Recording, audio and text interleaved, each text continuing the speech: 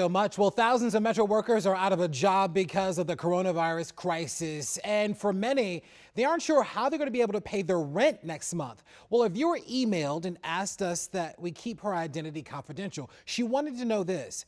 What is going on for people who are currently out of work renting apartments in Prince George's County, Maryland, regarding evictions during the coronavirus epidemic? So we got an answer for her, and we also checked on the process in both D.C. and Virginia, too. At the start of the coronavirus crisis, D.C., Maryland, and Virginia took actions to temporarily suspend all evictions. And that means people can't be thrown out of their homes during the crisis. We found 3 attorneys to also weigh in, one representing each section of the DMV. Here's Brian Pendergraft. He practices law in Maryland. And in Maryland, the Court of Appeals judge, Miss Mary Ellen Barber, she actually issued an administrative order that suspended the normal operations of the court until May 1st, 2020. The only hearings that are being held are emergency hearings, and eviction hearings do not count as emergency hearings.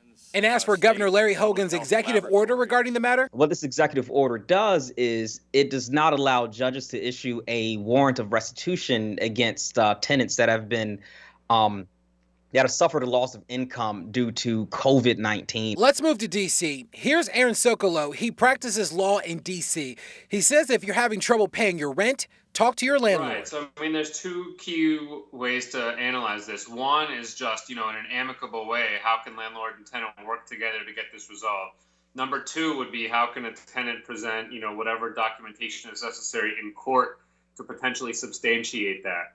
And finally, Virginia, where Jeff Romanek is an attorney. Yeah, I think the best thing to do is to be in touch with your landlord now. Landlords are very well aware of this situation. Some of them will already have some thoughts and policies in effect where they might be willing to either do some type of deferment agreement or some type of rent abatement agreement. They might be willing to work with you.